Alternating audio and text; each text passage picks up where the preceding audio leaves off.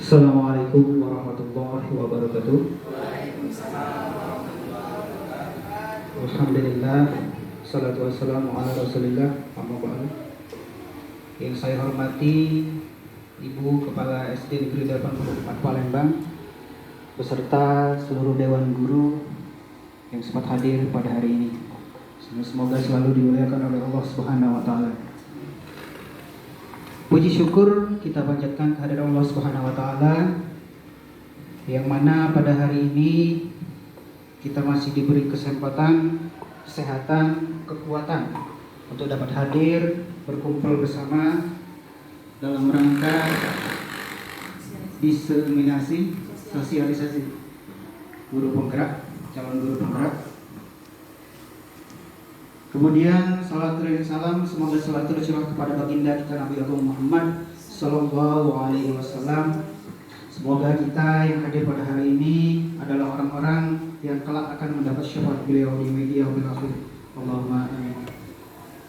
Baiklah, untuk meningkat waktu, saya akan langsung membacakan susunan acara pada pagi hari ini. Yang pertama yaitu pembukaan, kemudian yang kedua acara inti, dan yang ketiga atau yang terakhir yaitu penutup.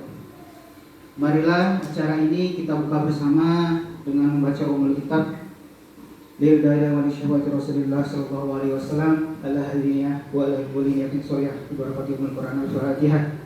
A'udzubillahi minasyaitonir rajim. Bismillahirrahmanirrahim. Alhamdulillahi rabbil alamin arrahmanir rahim maliki yaumiddin. Iyyaka na'budu wa iyyaka nasta'in. Ihdinas siratal mustaqim. Siratal ladzina an'amta 'alaihim ghairil maghdubi 'alaihim waladdallin. Kemudian acara yang selanjutnya yaitu acara inti yang akan diawali dengan pemaparan dari Ibu Marianita. Kepada beliau, silakan. Baik, terima kasih Pak Solehan atas kesempatannya. Assalamualaikum warahmatullahi wabarakatuh. Marilah kita panjatkan puji syukur kehadirat Allah Subhanahu wa taala yang telah memberi kesehatan kepada kita sehingga kita bisa berkumpul pada hari ini di ruangan ini. Baiklah, saya akan memaparkan tentang budaya positif. Jadi kita di sekolah harus membiasakan siswa untuk budaya positif. Sebelum memulai, mari kita tenangkan hati dan pikiran, arahkan semua perhatian untuk fokus belajar. Hadirkan rasa ingin tahu, syukur dan welas asih. Nah, di kegiatan kita hari ini ada capaian umum, yaitu pertama, pemahaman konsep pendidikan menurut Ki Hajar Dewantara dihubungkan dengan konsep budaya dan lingkungan positif di sekolah yang berpihak pada murid. Kedua, melakukan evaluasi dan refleksi tentang praktik disiplin dalam pendidikan Indonesia secara umum untuk mendapatkan pemahaman baru mengenai konsep disiplin positif untuk menciptakan murid dengan profil pelajar Pancasila. Ketiga yaitu memahami peran sebagai guru untuk membangun budaya positif dengan menerapkan konsep disiplin positif dalam berinteraksi dengan murid. Nah, di sini Bu ya, selama 2 bulan saya mengikuti kegiatan calon guru penggerak. Saya baru berada di modul 1. Mana di modul 1 itu ada 4 materi, yaitu pertama modul 1.1 sampai 1.4. Modul 1.1 tentang filosofi pemikiran KHD, yang mana kita ketahui bahwa KHD itu Ki Hajar Dewantara. 1.2 yaitu nilai dan peran guru penggerak. 1.3 visi guru penggerak. 1.4 budaya positif ya, yang pada saat ini kami lagi belajar tentang budaya positif dan kami wajib untuk memaparkan kepada ibu-ibu dan bapak-bapak di sekolah ini.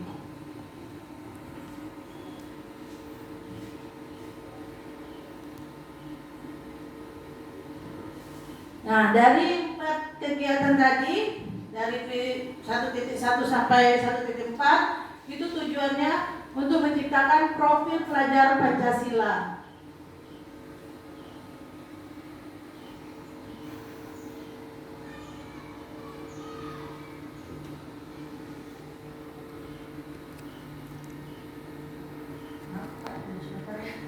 Pemikiran Ki Dewantara.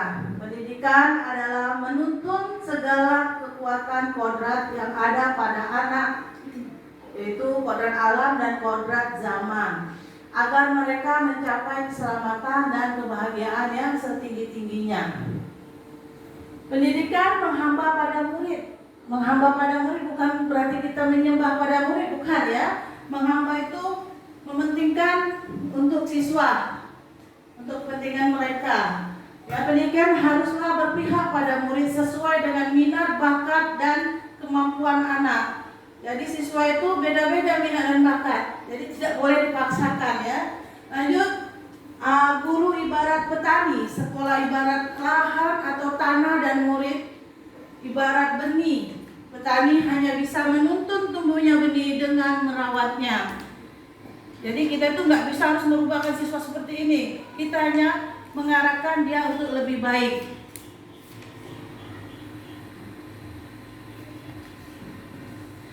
Materi 1.2 yaitu nilai dan peran guru penggerak. Nilai guru penggerak ada 5, yaitu 1. Mandiri, 2. Reflektif, 3. Inovatif, 4. Kolaboratif, 5. Berpihak pada murid. Peran guru penggerak: 1. Menjadi pemimpin pembelajaran. 2. Menjadi coach bagi guru lain, seperti saya sekarang untuk menjadi coach bagi guru lain. 3. Mendorong kolaborasi. 4. Mewujudkan kepemimpinan murid. 5. Menggerakkan komunitas praktis.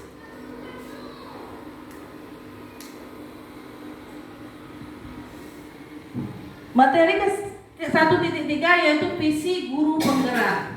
Dalam mewujudkan suatu perubahan, diperlukan visi dan langkah-langkah yang tepat dalam mencapainya. Visi dapat terwujud jika terdapat kerjasama dengan warga sekolah.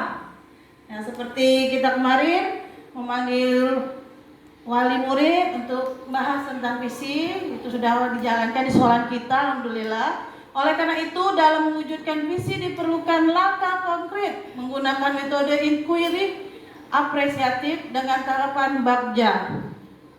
Tahapan bagja: buat pertanyaan, ambil pelajaran, gali mimpi, jabarkan rencana, atur eksekusi.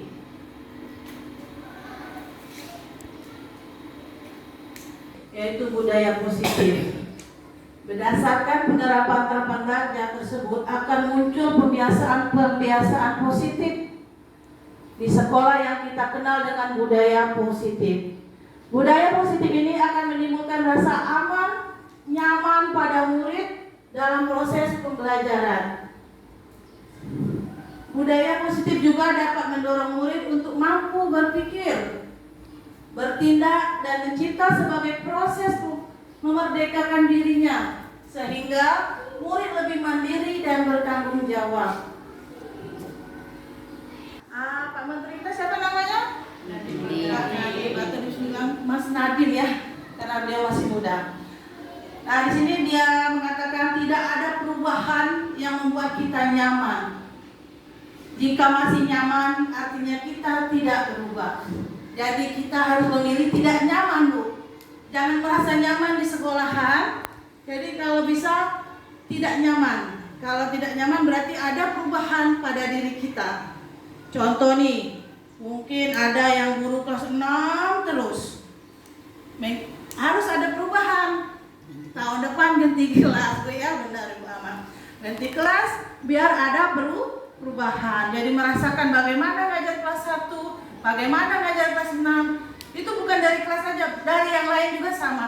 Harus ada perubahan. Mungkin dari kurikulum K13 kita jadi kurikulum merdeka. Ada perubahan ya. Jadi Intinya kata Pak Nadiem ini, tidak ada perubahan yang membuat kita nyaman. Jadi kalau kita merasa nyaman, berarti tidak ada perubahan. Itu aja, intinya kita tidak disuruh nyaman agar ada perubahan pada diri kita. Budaya positif atau ekosistem positif. Kita ambil contoh perbandingannya dengan hidup tumbuh-tumbuhan seorang petani. Dalam hakikatnya sama kewajibannya dengan seorang pendidik. Yang menanam padi misalnya hanya dapat menuntun tumbuhnya padi. Ia dapat memperbaiki kondisi tanah, memelihara tanaman padi, memberi pupuk dan air, membasmi ulat-ulat atau jamur-jamur yang mengganggu hidup tanaman padi dan lain sebagainya. Nah, di sini kita sebagai si A dan teman kita sebagai si B. Sobeklah secari kertas kecil, tuliskan benda atau sesuatu yang sangat berharga untuk Anda, letakkan di salah satu tangan Anda, genggam benda tersebut dengan segala daya, buatlah sebuah kepalan. Saat kita beri kepalan, si teman kita, si B, akan mencoba dengan sekuat tenaga, dengan berbagai cara untuk meminta Anda memberikan benda tersebut. Apa yang terjadi? Kira-kira apa yang terjadi, Bu? Bapak? Hah? Akan bertahan dia atau dia akan mengalah dengan si B? Mengalah. Yang merasa bertahan siapa? Mengalah, si A mengalah.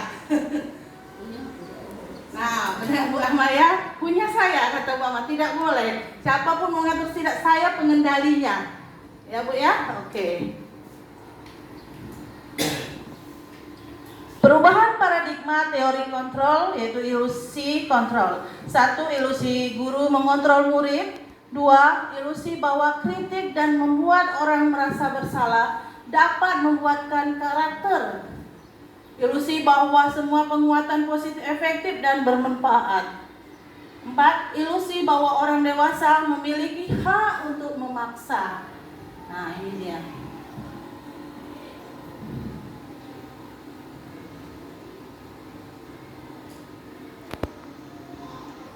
Nah, di sini Bu ya ada perubahan paradigma stimulus respon ke teori kontrol. Bisakah kita mengontrol seseorang? Bisa nggak Ibu kita mengontrol seseorang? Kontrol diri sendiri pun susah. Stimulus respon. Kita mencoba mengubah orang agar berpandangan sama dengan kita. Perilaku buruk dilihat sebagai suatu kesalahan. Orang lain bisa mengontrol saya bisa mengontrol orang lain. Pemaksaan ada pada saat rujukan gagal. Nah, si B tadi saat dia memaksa si Agak ini akan memaksa dia, selalu memaksa sampai dia dapat. Jadi tapi berhasil ya. Jadi model pemikiran si stimulus tadi yaitu menang atau kalah. Yang dipikirkannya menang atau kalah.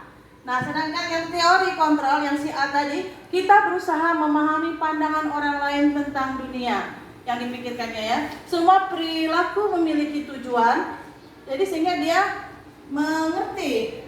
Si B tadi pakai goyang-goyang batangannya agar dapat si kertas tadi, jadi dia paham bahwa semua perilaku memiliki tujuan. Tujuan dia intinya ingin dapat kertas tadi, Bu ya. Hanya Anda yang bisa mengontrol diri Anda. Jadi kepalan itu tak boleh dibuka karena kita yang mengontrol bukan orang lain. Anda tidak bisa mengontrol orang lain. Kolaborasi dan konsensus menciptakan pilihan-pilihan baru. Model pemikiran teori kontrol tadi yaitu menang. Tidak ada pemikiran kalah. Kalau yang stimulus respon tadi menang atau kalah. Nah, di sini apakah makna disiplin? Berasal dari bahasa Latin disciplina yang artinya belajar. Makna asal dari kata ini berkonotasi dengan disiplin diri dari murid-murid Sokrates dan Plato. Disiplin diri membuat orang menggali potensinya menuju sebuah tujuan, apa yang dia hargai. Keempat, namun dalam budaya kita, makna kata disiplin telah berubah menjadi sesuatu yang dilakukan seseorang pada orang lain untuk mendapatkan kepatuhan. Kecenderungan umum adalah menghubungkan kata disiplin dengan ketidaknyamanan, bukan dengan apa yang kita hargai atau pencapaian suatu tujuan mulia. Nah, di sini ada teori motivasi perilaku manusia, motivasi eksternal dan motivasi internal. Yang pertama, untuk menghindari ketidaknyamanan atau hukuman, apa yang akan terjadi apabila saya tidak melakukannya, yang ada di perilaku manusia itu ya. Terus yang kedua, untuk mendapatkan imbalan dari orang lain atau institusi, akan ada pertanyaan apa yang akan saya dapatkan apabila saya melakukannya. Jadi seandainya anak yang ingin mendapat imbalan pasti pertanyaannya seperti itu. Apa yang akan saya dapatkan apabila saya melakukannya? Contoh di rumah juga, orang tua nyuruh ke warung, apa yang saya dapatkan ke warung? Pasti kan? Sosoknya ya Bu ya. Nah itu kalau untuk mendapatkan imbalan. Tapi kalau untuk menghindari hukuman, dia akan timbul tanda tanya apa yang akan terjadi apabila saya tidak melakukannya. Kalau tidak nurut sama orang tuanya atau sama gurunya, pasti saya dihukum. Nah itu yang timbul di dirinya. Terus motivasi internal, tujuan disiplin positif. Nah di sini untuk menghargai diri sendiri menjadi insan sesuai harapan kita, akan timbul rasa ingin bertanya, saya akan menjadi orang yang seperti apa bila saya melakukannya.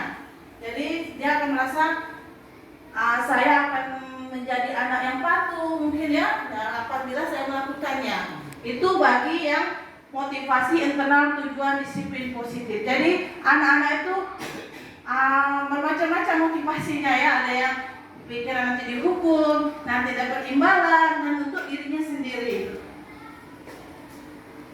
Lanjut ya.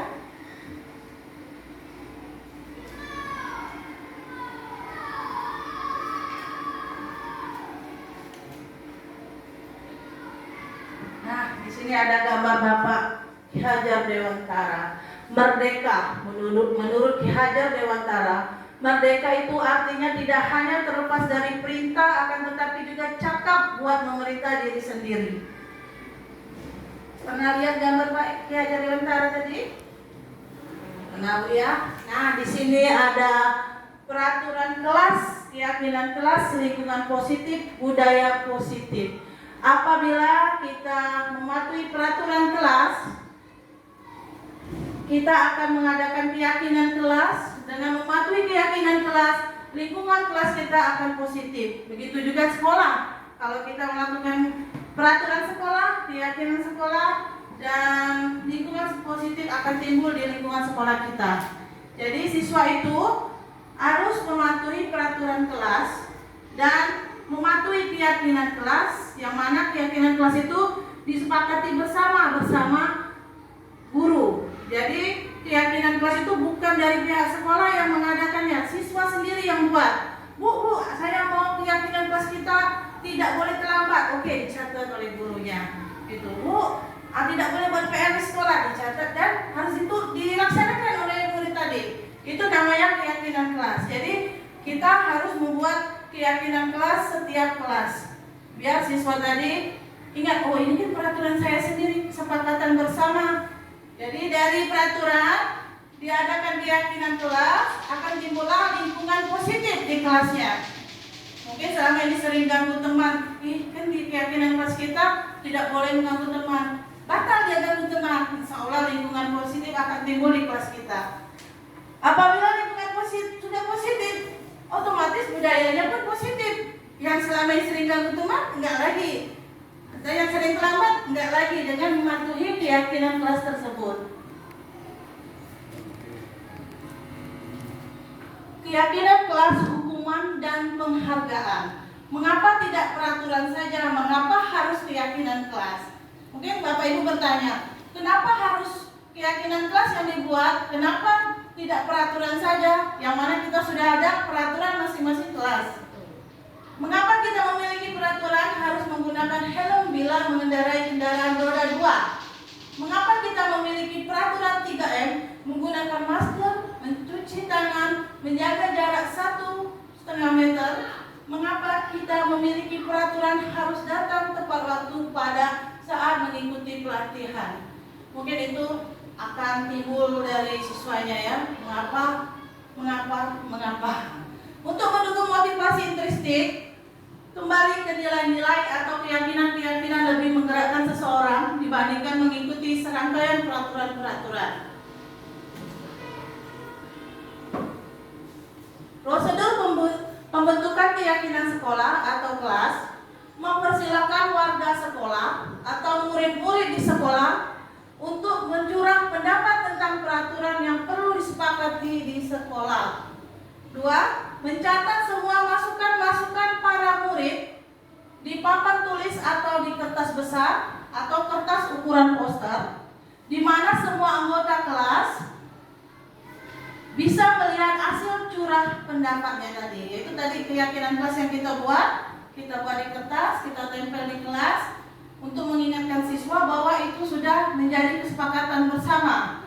Keyakinan dari kesepakatan dapatlah hasilnya, yaitu keyakinan kelas namanya ya. Lanjut 3, susunan keyakinan kelas sesuai prosedur. Pembentukan keyakinan kelas, gantilah kalimat-kalimat dalam bentuk negatif menjadi positif. Nah, contoh ini. Mungkin kita selama ini jangan berlari di kelas atau koridor. Kata-kata jangan itu nggak bisa dihilangkan, kalau nggak bisa dikurangkan. Tapi kalau bisa tidak ada lagi kata-kata jangan untuk siswa. Jadi kita kata jangan berlari tadi kita ganti dengan berjalanlah di kelas atau koridor.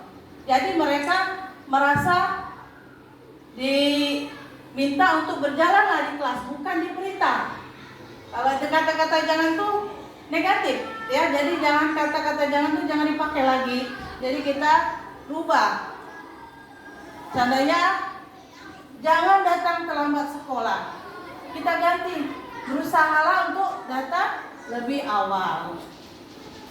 Oke, kita lanjut ya. 4. Tinjau kembali daftar curah pendapat yang sudah dicatat. Anda mungkin akan mendapati bahwa pernyataan yang tertulis di sana masih banyak yang berubah. Peraturan-peraturan selanjutnya, ajak murid-murid untuk menemukan nilai kebajikan atau keyakinan yang dituju dari peraturan tersebut. Contoh, berjalan di kelas, dengarkan guru, datanglah tepat waktu. Nah, datanglah tepat waktu. Jadi jangan datang terlambat. Jadi kata-kata jangan itu dihilangkan. Jadi kita ganti ya, datanglah tepat waktu, berada di bawah satu payung, yaitu keyakinan untuk saling menghormati atau nilai kebajikan, hormat, keyakinan inilah yang dimasukkan dalam daftar untuk disepakati. Kegiatan ini juga merupakan pendalaman pemahaman bentuk peraturan keyakinan kelas. 5. Tinjau ulang keyakinan sekolah atau kelas secara bersama-sama. Seharusnya setelah beberapa peraturan telah disatukan menjadi beberapa keyakinan, maka jumlah butir pernyataan keyakinan akan berkurang.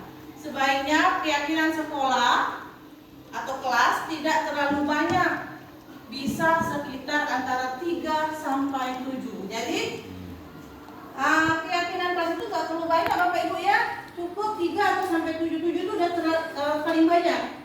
Karena siswa itu akan bosan kalau melihat banyak sekali peraturan kan. Nah, ini keyakinan akan banyak, takutnya sudah banyak nggak dilakukan. Lebih baik dikit tapi dilaksanakan oleh siswa tersebut. Jadi keyakinan kita buat di kelas itu jangan banyak-banyak. Dari kelas 1 sampai kelas 6 buat itu bahwa tidak boleh kata-kata jangan tadi jangan dipakai. Jangan terlalu banyak lah, intinya 3 sampai 7 agar terlaksana dengan maksimal keyakinan kelas yang telah disepakati bersama-sama. Lanjut, Bila mana terlalu banyak, maka warga kelas akan sulit mengingatnya. Nah, siswa kan akan sulit mengingatnya. Dan akibatnya sulit untuk dijalankan. Jadi sia-sialah keyakinan kelas tersebut kalau tidak dilaksanakan. Karena setelah keyakinan kelas selesai dibuat, maka semua warga kelas dipersilakan meninjau ulang dan menyetujuinya dengan menandatangani keyakinan sekolah atau kelas tersebut, termasuk guru dan semua murid. Jadi siswa dan guru menandatangani dan menyetujui keyakinan kelas yang telah dibuat bersama sesuai kesepakatan bersama. Ketujuh, yaitu keyakinan kelas selanjutnya bisa diletakkan di dinding kelas di tempat yang mudah dilihat semua warga kelas. Jadi biar siswa mudah lihat, ditempellah di dinding agar siswa itu ingat, oh saya pernah buat keyakinan kelas bersama guru saya harus melakukannya.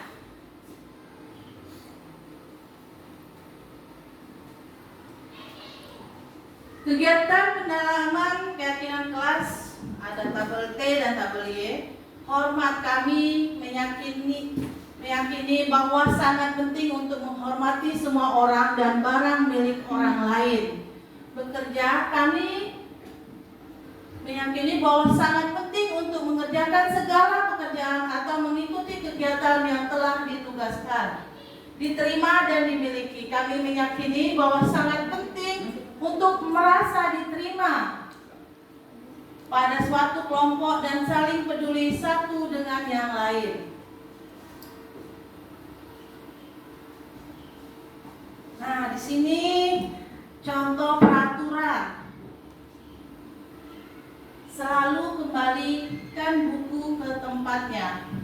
Itu termasuk nilai kebajikan yang ditujukan apa itu, Bu? Selalu kembalikan buku ke tempatnya. Bagus, bertanggung jawab. Benar Ibu ya? Itu termasuk bertanggung jawab. Yang kedua, dilarang mengganggu orang lain. Termasuk apa itu? Toleransi. Menghormati orang lain, ya maksud itu ya. Terus hadir di sekolah 15 menit sebelum pembelajaran dimulai. Disiplin. Terus dilarang melakukan kekerasan. Menyayangi. Mungkin masuk juga keamanan ya. Biar nggak ada keributan dengan antar siswa. Terus dilarang menggunakan narkoba. Itu masuk ke keyakinan kelas atau nilai kebajikan yang dituju. Kesehatan, karena dengan tidak menggunakan narkoba akan sehat. Lanjut, bergantian atau menunggu giliran. Masuk ke ya, karena kalau kita bergantian mengantri termasuk juga menghormati. Ya, menghormati orang yang ada di depan kita. Jangan antri itu udah di depan, itu sudah tidak menghormati, Bu ya. Gunakan masker, itu masuk kesehatan dan keselamatan. Karena zaman Covid kemarin wajib menggunakan masker demi keselamatan siswa. Jangan berlari di kelas atau koridor. Masuk kemana itu, Bu? Bapak? Keamanan. Kita buka dulu ya.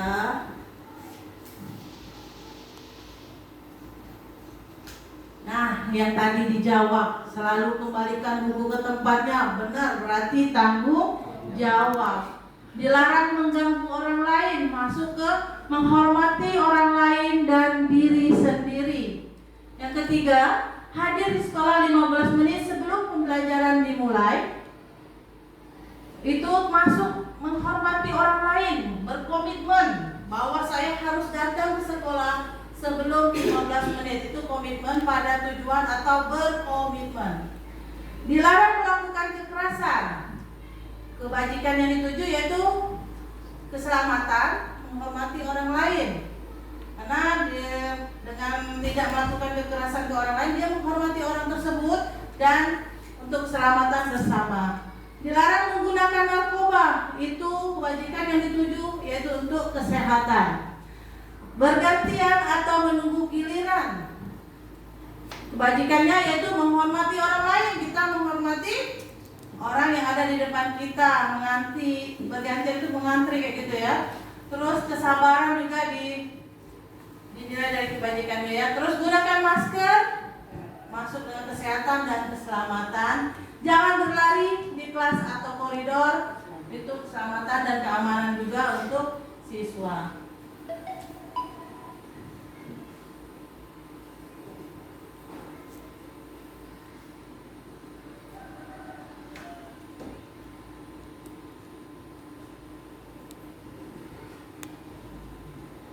Nah, di sini ada bertahan hidup, kebutuhan dasar manusia. Siswa itu dan kita juga, manusia juga kita seorang guru, bertahan hidup. Itu ada 4, cinta kasih atau rasa memiliki dan dimiliki, kesenangan, penguasaan dan kebebasan. Jadi siswa itu ingin cinta kasih dari gurunya, dari teman-temannya. Rasa memiliki dan dimiliki itu yang ingin mereka rasakan, dan kesenangan, penguasaan, kebebasan.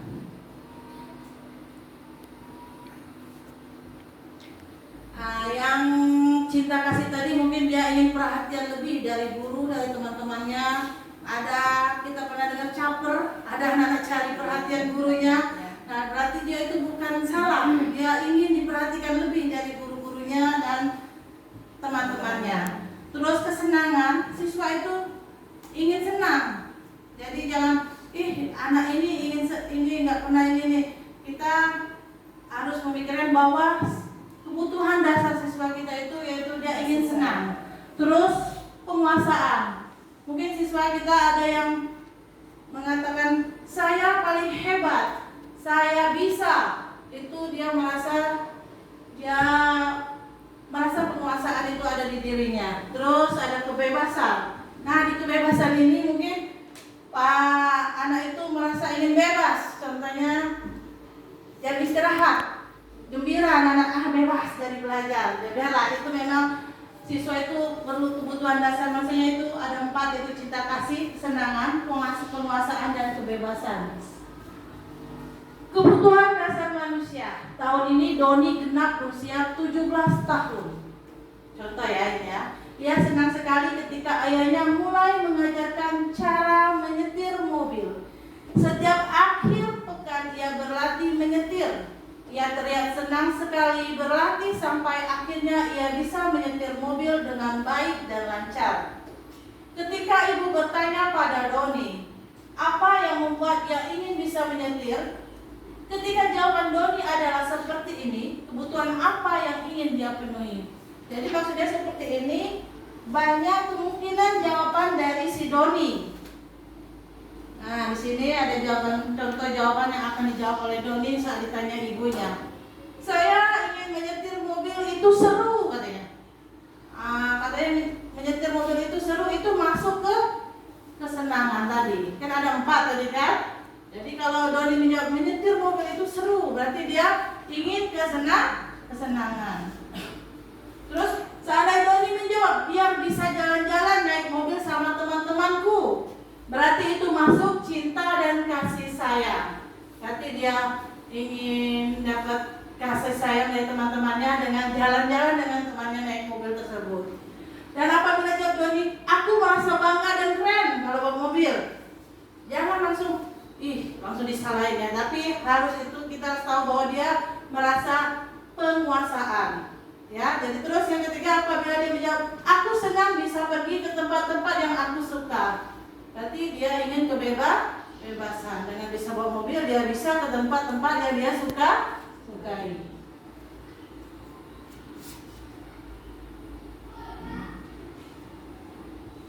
Tuh ada sekarang dihukum oleh penghargaan.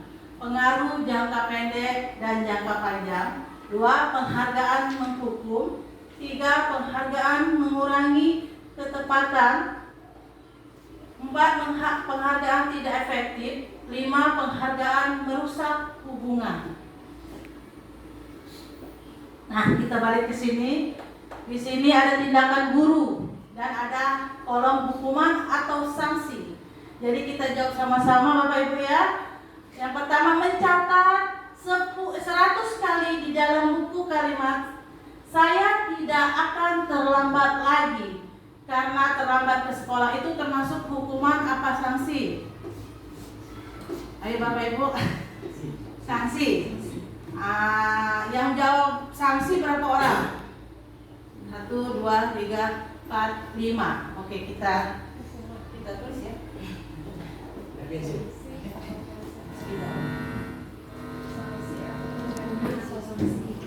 Ayo, hukuman atau sanksi?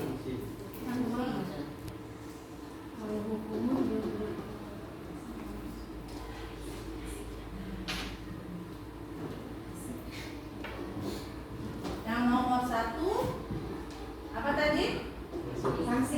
Sanksi. Yang jawab sanksi orang berapa? Kita orang 11 ya. Jadi yang banyak kita tulis. Nah, sanksi ada 6. Berarti buat sanksi. Oke, kita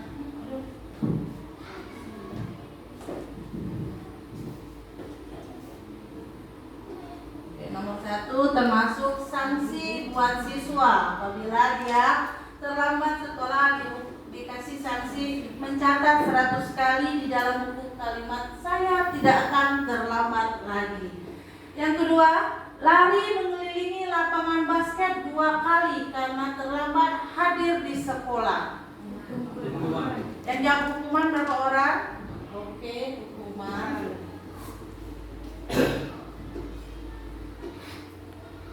Yang ketiga, murid diminta untuk push up 15 kali karena tidak menggunakan masker ke sekolah. Masuk? Berapa orang hukuman? Oh, banyak. Masuk ke hukuman.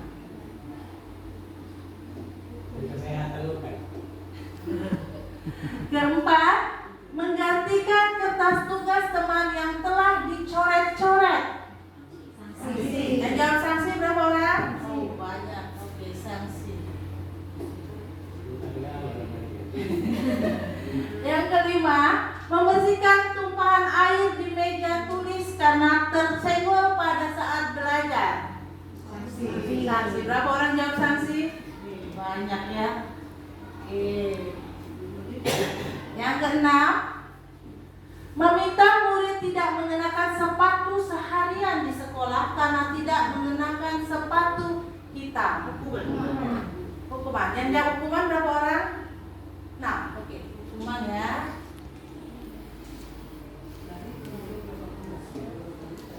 Ada 7. Lari mengelilingi lapangan basket 2 kali karena terlambat 10 menit untuk pelajaran pendidikan jasmani, olahraga dan kesehatan. Ayo.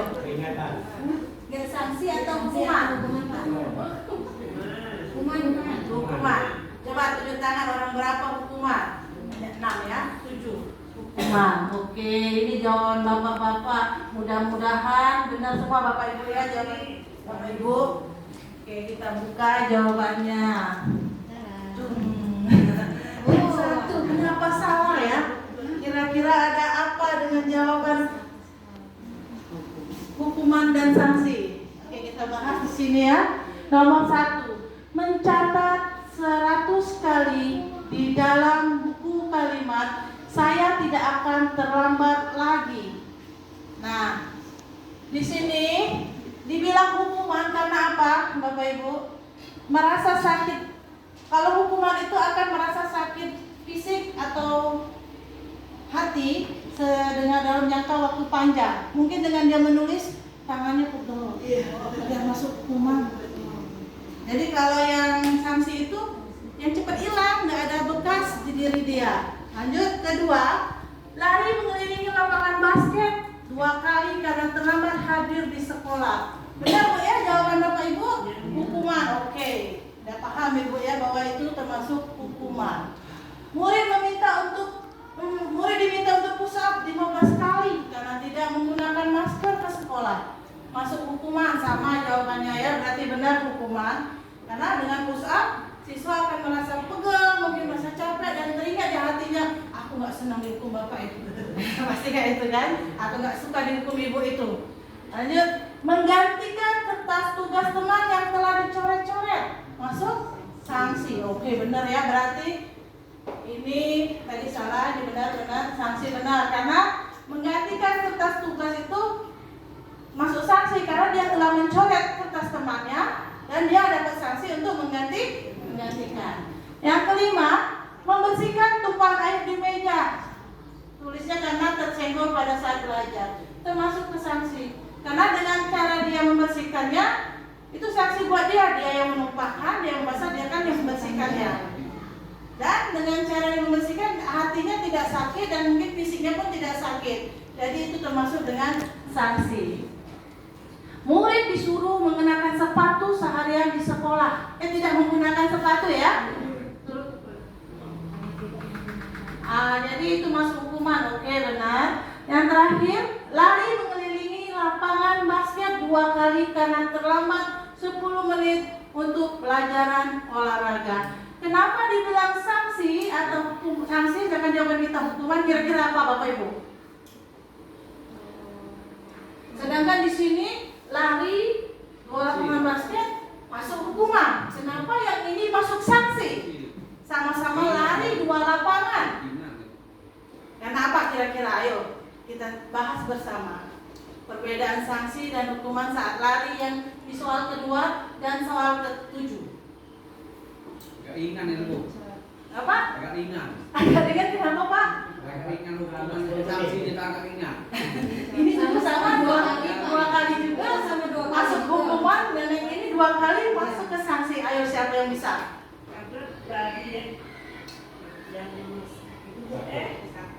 Yang satu itu waktunya tidak ditentukan. Sedangkan yang di situ Ini waktu karena dia terlambat 20 kali 20 menit. maka tidak terlalu lama jangkauannya. Enggak Bu, ini dikarenakan dia terlambat 10 menit, bukannya berlari selama 10 menit kan? Ayo, kira-kira apa ayo? Setelah kita jawab hukuman sanksi. Oh, bilangan H. Oke, bagus, tapi yang tepatnya apa?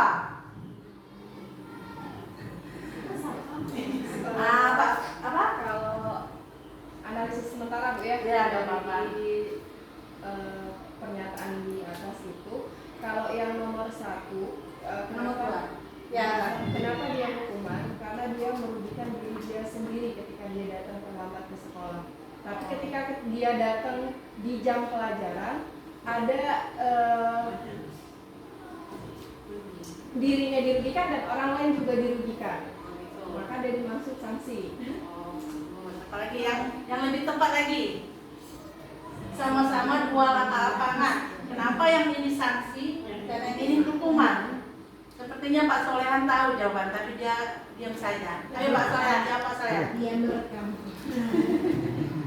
Kenapa Ya. Pak Solehan? Karena yang nomor 2 itu lingkupnya sekolah Bu, karena melanggar peraturan sekolah. Oke. Kalau yang ke-7 itu pelajaran, mapel.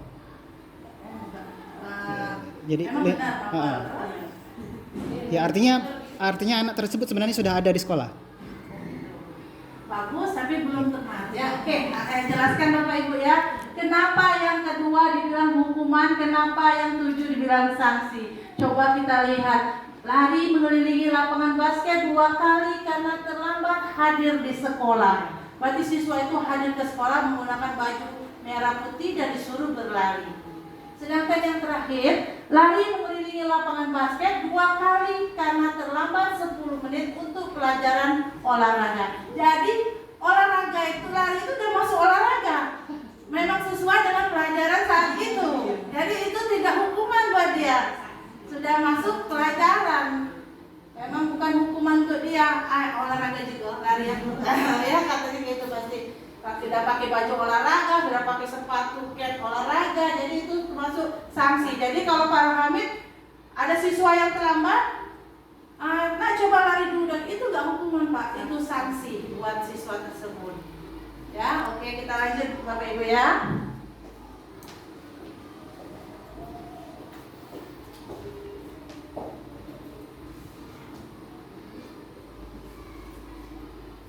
Nah, di sini ada perbedaan hukuman dan sanksi atau konsekuensi. hukuman, yaitu satu, sesuatu yang menyakitkan harus terjadi. Kedua itu kalau sanksi sesuatu harus terjadi, tidak ada kata-kata menyakitkan. Jadi siswa itu kalau dapat sanksi senang dia. Kalau hukuman banyak siswa tidak mau dihukum, jadi dia merasa disakitkan dengan hukuman tersebut. Membuat anak sakit fisik maupun hati untuk jangka waktu lama kalau hukuman. Kalau siswa dihukum dia akan merasa teringat fisiknya, aku tadi suruh bapak itu push up capeknya apa gitu ya. Terus hatinya sakit, bapak itu ini pasti kayak gitu anak-anak ya, namanya anak-anak. Terus kalau sanksi membuat anak merasa tidak nyaman dan jangka waktu pendek. Dalam jangka waktu pendek dia tidak nyaman sebentar, tapi selanjutnya dia tidak akan ingat dengan hukuman-hukuman itu. Terus anak membenci kedisiplinan. Nah, dengan dihukum siswa itu akan benci dengan disiplin karena dia datang terlambat. Dihukum, iya bencinya dengan peraturan-peraturan tidak boleh datang terlambat tadi, aku aja kena hukum. Pasti kayak itu siswa berpendapat ya. Nah, kalau mendapat sanksi, anak menghargai disiplin. Wajar saya disuruh ini karena saya melanggar peraturan itu.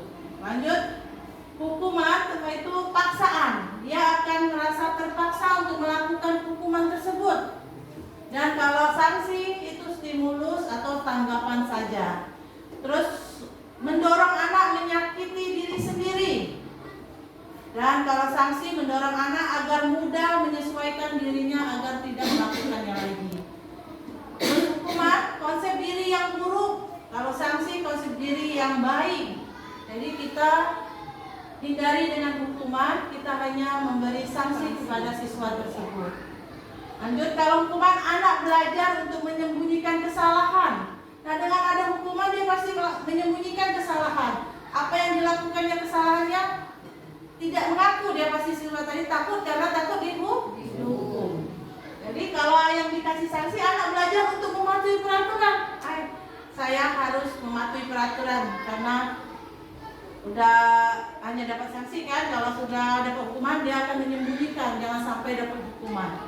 Terus bahwa marah, rasa bersalah, dipermalukan, merasa tidak dihargai. Nah, kalau dapat hukuman, siswa itu marah, rasa bersalah, dipermalukan, merasa tidak dihargai yang dirasakan oleh siswa tersebut saat mendapat hukuman.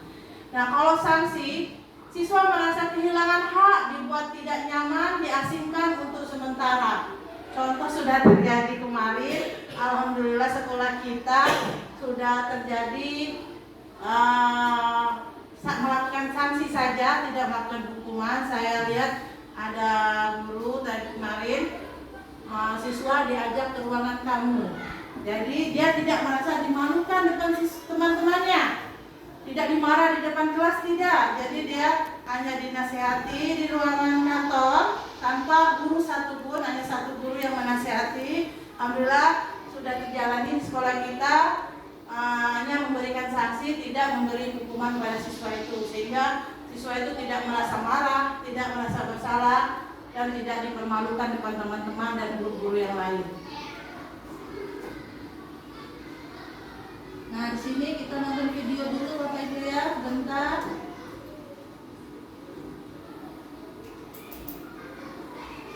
Nah, ini video saya di kelas.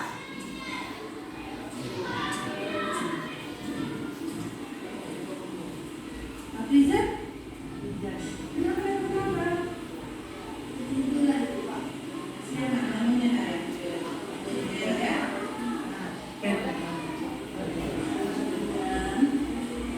Nah, di saat siswa terlambat, kita tidak langsung memarah.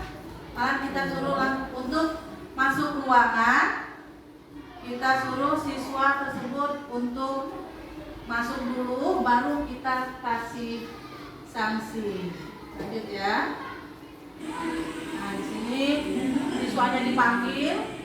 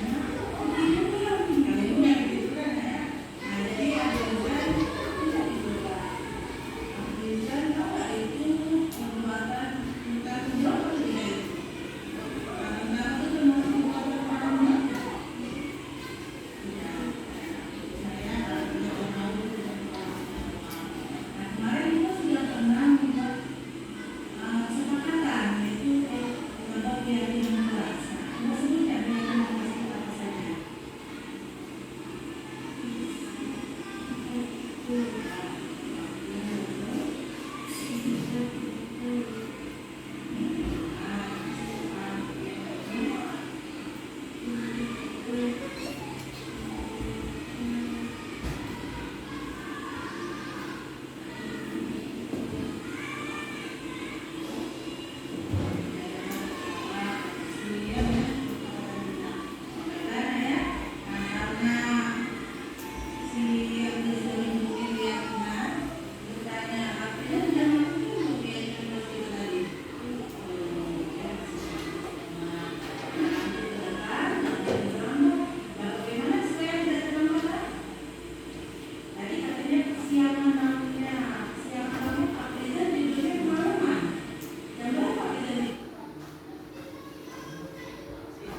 videonya siswa tadi datang terlambat, namun kita tidak memberi hukuman, cukup memberi restitusi kepada siswa agar dia tahu bahwa perbuatannya itu tidak bertanggung jawab, dan kita juga menguatkan dia bahwa bukan dia saja yang melakukan kesalahan, tapi ibunya juga.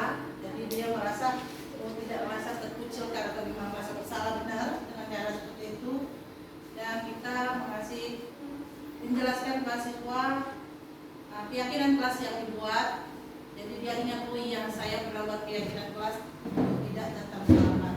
Jadi dia akan berpikir saya harus berubah ke depan. Cukup seperti itu saja para siswa.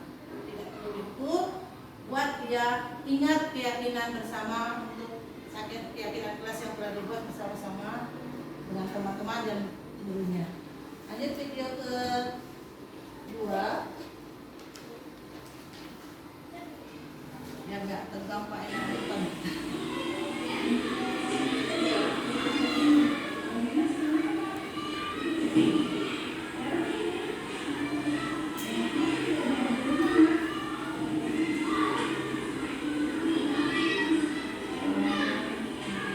Lanjutkan ya Nak ya. Di saat guru masuk ke dalam kelas melihat siswa membuat tugas atau PR di kelas, tidak perlu langsung memarah. Malahan kita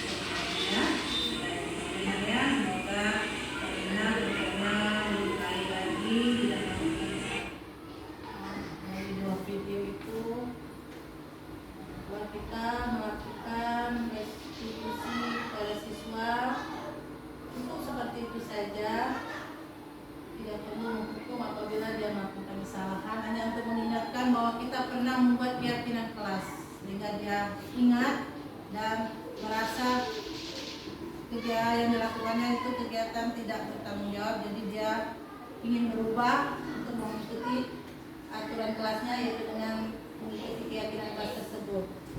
Nah, di sini identitas gagal ada 5 posisi kontrol: identitas gagal, identitas berhasil, dan identitas berhasil. Ada 2, yaitu dari kontrol diri sendiri dan ada kontrol dari luar. Nah, di sini penghukum, kita lihat yang penghukum dulu.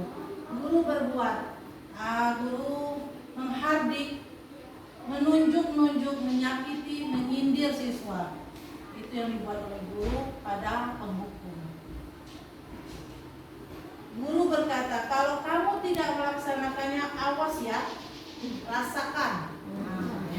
Itu yang dikatakan guru penghukum. Semoga di sini nggak ada yang namanya guru penghukum. Hasil dari penghukum tadi, siswa akan memberontak, menyalahkan orang lain, berbohong. Demi tidak dapat hukuman, dia akan berbohong. Terus kaitan dengan dunia berkualitas, murid meletakkan guru di luar dunia berkualitas. Dia akan merasa guru tersebut tidak berkualitas. Guru itu pacak hukum yang kue. Ya, itu yang dipikirnya ya, tidak bagus terhadap guru tersebut. Murid berkata, biarkan saja, nanti juga marah-marah lagi. Udah sering berarti bapak itu ya, atau ibu itu. Alias Dampak pada murid mengulangi lagi kesalahan tersebut apabila kita memberikan hukuman pada siswa tersebut. Terus dengan membuat orang merasa bersalah. Jadi siswa itu kita buat merasa bersalah. Guru berbuat menceramah, menceramahkan siswa tadi dan mengatakan seharusnya ibu kecewa.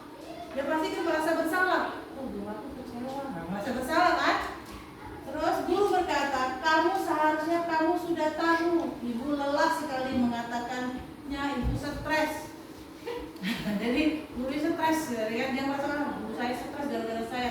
Jadi dia merasa bersalah. Terus hasilnya menyembunyikan, menyangkal, berbohong agar tidak merasa bersalah tadi ya. Terus kaitan dengan dunia berkualitas, murid meletakkan guru di dalam dunia berkualitas. Dia akan bangga dengan gurunya, tidak menghukum dia, tidak hanya memberi merasa bersalah saja kepada siswa tadi. Terus murid berkata, maafkan saya Bu. Pasti pada saat gurunya membuat dia merasa bersalah, dia akan keluar kata-kata maafkan saya. Terus dampak pada murid merasa rendah diri, dengan dibuat oleh gurunya untuk merasa bersalah, dia akan merasa rendah diri. Terus itu ada identitas berhasil, teman dan pemantau. Mungkin di sini kita bisa jadi teman atau bisa jadi pemantau kepada siswa. Saya kemarin senang jadi teman siswa. Ternyata ada lagi yang lebih bagus dari teman. Oke, kita bahas yang teman dulu. Guru membuat alasan-alasan untuk muridnya. Terus guru berkata, ayolah lakukan demi ibu. Masa kamu tidak mau? Jangan tidak bisa pernah. Ingat, tidak ibu pernah bantu. Jadi kalau seperti teman, contoh saya siswa ribut, nah jangan ribut. Tolong ibu, nanti ibu ditegur kepala sekolah. Nah saat kita bilang itu, kita seperti teman dengan siswa itu. Terus hasil ketergantungan. Kalau dengan siswa gurunya seperti itu, siswa tadi tergantungan, pengen dilembutkan terus. Jadi hasilnya tidak bagus, ketergantungan, dia tidak merasa ingin seperti temannya terus guru tadi. Tidak ada kemajuan ya. Jadi kaitan dengan dunia berkualitas, murid meletakkan guru sebagai orang yang sangat penting di dunia berkualitas. Saat kita jadi teman bagi guru siswa, dia sangat merasa penting di dunia seorang guru tersebut, karena dia merasa dekat dengan guru itu. Murid berkata, saya pikir bapak ibu teman saya, ternyata begitu. Dia merasa teman dia. Terus dampak pada murid, lemah, tidak mandiri, tergantung. Karena dilembuti terus, dia lemah, tidak mandiri siswa tersebut. Terus sebagai pemantau, seandainya guru jadi pemantau, guru berbuat menghitung dan mengukur. Guru berkata, apa peraturannya? Nah, itu pasti mengingatkan peraturan terus ya. Hasil menyesuaikan diri bila diawasi.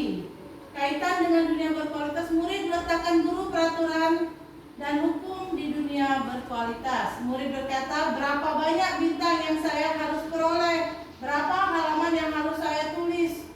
Jadi pemantau itu siswa merasa ada imbalan. Dengan ini berapa banyak yang saya dapatkan bintang dari guru. Jadi pemantau pun tidak begitu bagus. Terdampak pada murid, menitik beratkan pada sanksi atau hadiah. Lalu berharap hadiah dari gurunya. Kalau maju ke depan, ibu kasih permen. Nah, jadi dia kebiasaan, ya. Jadi itu berarti identitas berhasil, tapi dari kontrol dari luar itu ya. Terus ini identitas berhasil kontrol diri, menghargai diri sendiri. Guru sebagai manajer mengajukan pertanyaan-pertanyaan. Apa yang kita yakini? Seperti tadi, siswa datang terlambat, ditanya, kenapa terlambat nak? Di video tadi kan, ditanya dulu. Katanya bangun kesiangan. Kenapa bisa bangun kesiangan? Main HP di malam hari. Katanya seperti itu. Jadi mengajukan pertanyaan-pertanyaan terlebih dahulu. Terus guru berkata, apa yang kita yakini? Apa yang bisa kau kerjakan untuk memperbaiki masalah ini? Nah, kita ingatkan lagi keyakinan kelas tersebut. Terus kita minta kepada siswa untuk memperbaiki masalah-masalah yang terjadi. Terus hasil menguatkan pribadi siswa tersebut dengan cara mengingatkan dia akan berubah, jadi dia merasa kuat pribadinya. Terus kaitan dengan dunia berkualitas, murid meletakkan dirinya sebagai individu yang positif dalam dunia berkualitas. Murid berkata, bagaimana caranya saya bisa memperbaiki keadaan. Mungkin tadi dia sering terlambat, dia akan berpikir ingin merubah keadaan tersebut. Dampak pada murid, mengevaluasi diri, bagaimana cara memperbaiki diri. Lanjut kita belajar tentang apa itu restitusi. Nah, restitusi itu yang dilakukan di video tadi, siswa dipanggil berdua, ditanyakan dan dikasih solusi. Restitusi adalah proses menciptakan kondisi bagi murid untuk memperbaiki kesalahan-kesalahan mereka, sehingga mereka bisa kembali pada kelompok mereka dengan karakter yang lebih kuat. 9 ciri-ciri restitusi bukan untuk menebus kesalahan, namun untuk belajar dari kesalahan. 2. Memperbaiki hubungan. 3. Tawaran, bukan paksaan. 4. Restitusi menuntun untuk melihat ke dalam diri. 5. Restitusi mencari kebutuhan dasar yang mendasari tindakan. 6. Restitusi diri adalah cara yang paling baik. 7. Restitusi fokus pada karakter bukan tindakan. 8. Restitusi fokus pada solusi. Jadi di restitusi itu kita memberi solusi. 9. Restitusi mengembalikan murid yang berbuat salah pada kelompoknya. Nah, di sini ada segitiga restitusi. Nah, bisa restitusi kita mengadakan validasi tindakan yang salah. Yang mana kita tadi sudah nonton videonya, menanyakan itu masuk validasi tindakan yang salah. Kenapa bisa terlambat? Kenapa buat PR di sekolahan? Kenapa tidak di rumah? Itu masuk validasi tindakan yang salah.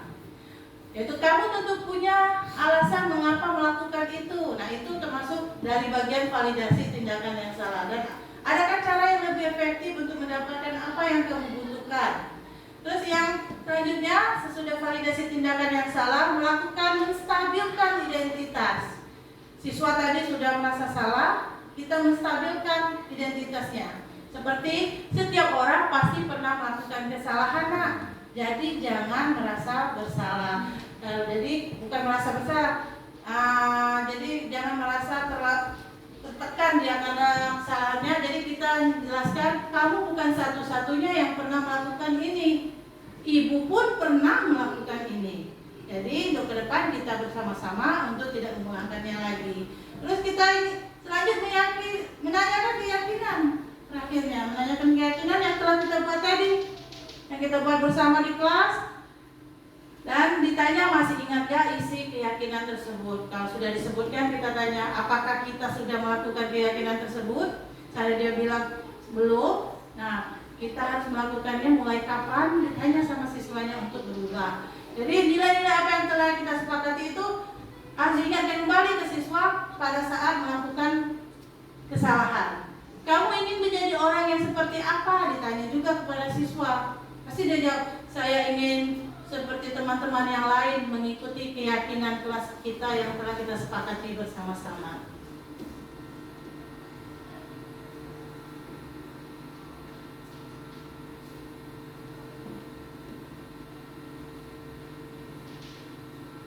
Nah, di sini ada menstabilkan identitas. Oke, nanti kita ke validasi tindakan yang salah dulu.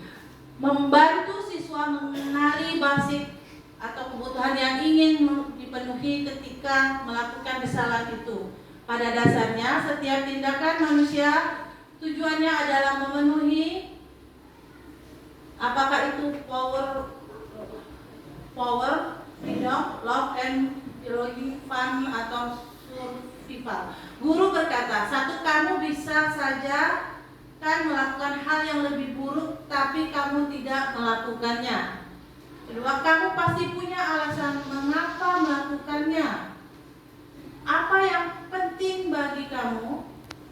Kamu boleh tetap berusaha menjaga sikap itu, tapi tambahkan sikap yang lain yang baru.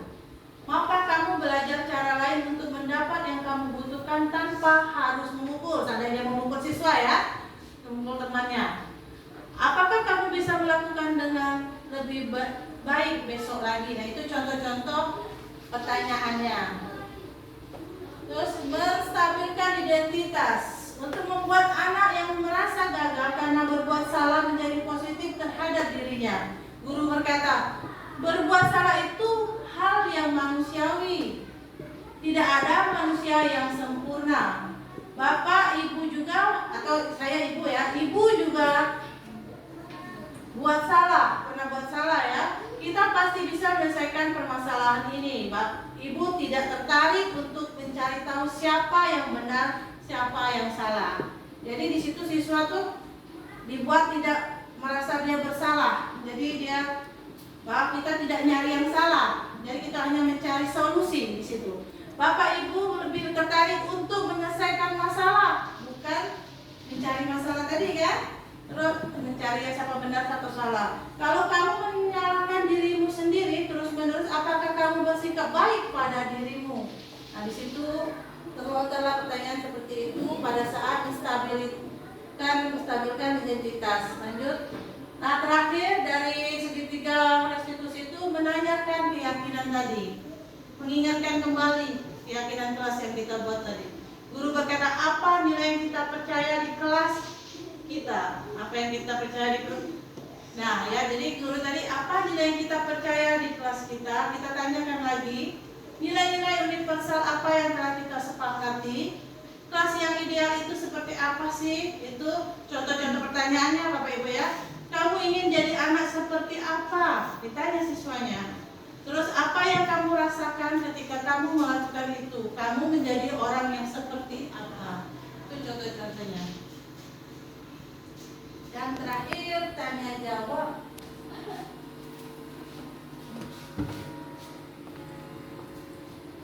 Tanya jawab siapa setelah saya memberikan materi tentang modul 1 tadi, adakah yang ingin ditanyakan oleh Bapak Ibu? Oh ya, Ibu Wiwi ya, silakan Bu Wiwi ya. Ini Bu Wiwi. Bisa.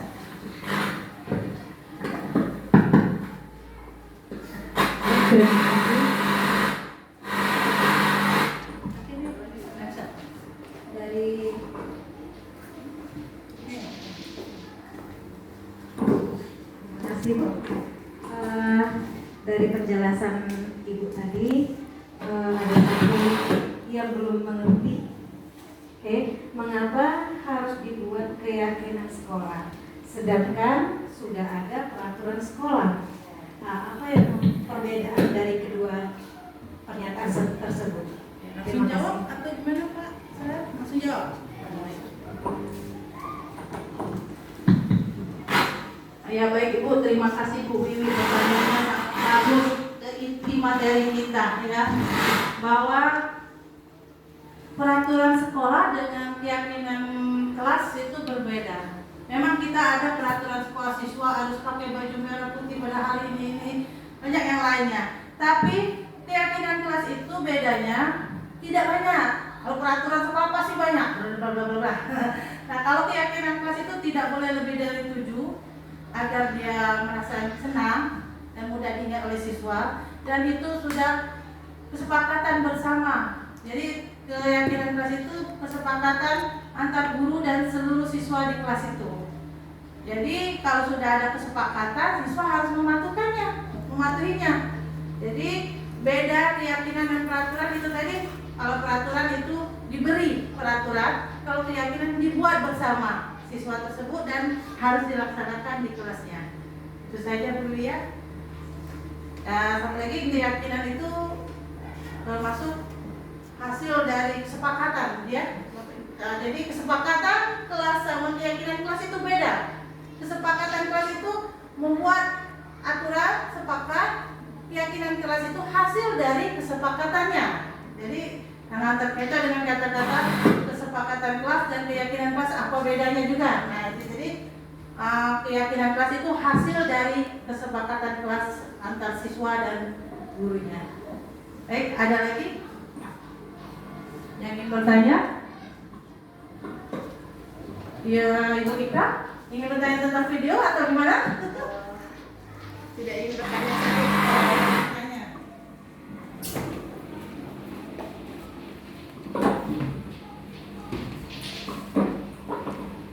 Terima kasih kesempatannya Pak Rehan. Di sini saya tidak ingin bertanya ya Bu ya. Saya hanya mengucapkan terima kasih atas presentasinya dan masukannya. Jadi kami hari ini menambah wawasan baru bahwasannya hukuman dan sanksi itu berbeda. Pendekatan memberi hukuman dan sanksi kepada siswa juga ada cara-cara yang lebih memanusiakan anak-anak kita supaya dia tidak terlalu lembut, tidak juga terlalu keras. Memang ritmenya seperti itu ya Bu ya. Dan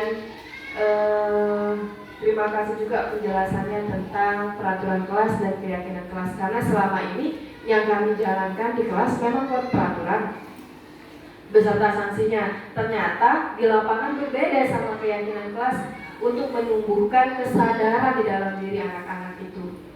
Saja mungkin Bu. Terima kasih.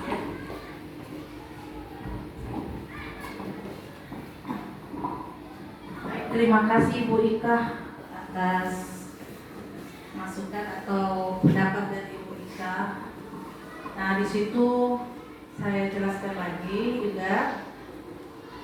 Mungkin selama ini kita memang buat peraturan sekolah di dalam kelas, ditempel di bingkai, bahkan ada di bingkai saya lihat di kelas-kelas. Nah, namun tanpa kita sadari selama ini kita sudah membuat keyakinan kelas, namun tidak tertulis dengan lisan. Mungkin, nah berperjanjian ya kita tidak boleh ini nggak boleh ini gitu mungkin. Nah, secara tidak langsung itu sudah keyakinan kelas bersama, kesepakatan bersama, tapi tidak tertulis. Jadi siswa itu merasa lupa, aku tidak ingat. Nah, misalnya kalau ada keyakinan kelas ditempel di kelas, pasti dia, oh iya, aku kemarin kan sepakat tidak boleh ini. Saya tidak melakukannya, hanya beda situ saja. Selama ini kita semua sudah membuat keyakinan kelas, hanya tidak tertulis saja. Jadi kita nanti ke depan akan melakukan membuat keyakinan kelas dengan ditempel di kelas masing-masing. Baik, cukup Pak Solehan ya, 2 pertanyaan. Baik, terima kasih atas perhatiannya Bapak Ibu selama saya memberi materi dan pertanyaannya juga bagus-bagus. Nah sekarang saya ingin memberi refleksi kepada Bapak Ibu untuk menjawab pertanyaan dari saya. Tapi jawabannya santai saja Ibu, nggak usah buru-buru. Kita jawabnya nanti boleh. Jadi ini kita jawab satu-satu. Di belakang Pak ya, tolong Pak. Terima kasih Pak. Jadi situ refleksi. Salah satu hal baru apa yang mengubah paradigma saya yang saya dapatkan dari kegiatan hari ini. Dua, perasaan apa yang muncul selama mengikuti kegiatan ini, khususnya mengenai makna disiplin dan motivasi intrinsik. Ketiga, peran Among seperti apakah yang saya telah lakukan selama ini. Keempat, saya akan menjadi Among yang seperti apakah setelah mengikuti kegiatan ini. Jadi, sembari Bapak Ibu menjawab refleksi ini, saya tutup dengan mengucapkan terima kasih dan akan ditutup oleh Pak Solehan. Ya Pak Solehan, mengucapkan terima kasih. Wassalamualaikum warahmatullahi wabarakatuh.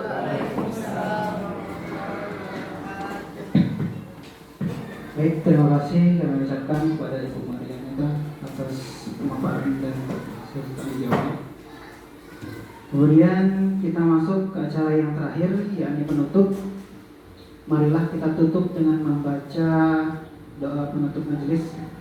Subhanallahumma wa bihamdika asyhadu an la ilaha illa anta astaghfiruka wa atubu ilaik. Baik, saya selaku pembawa acara, kurang lebihnya saya mohon maaf dan kepada Allah saya mohon maghfirahnya. Saya tutup. Usikum wa nafsi bi taqwallah. Assalamualaikum warahmatullahi wabarakatuh.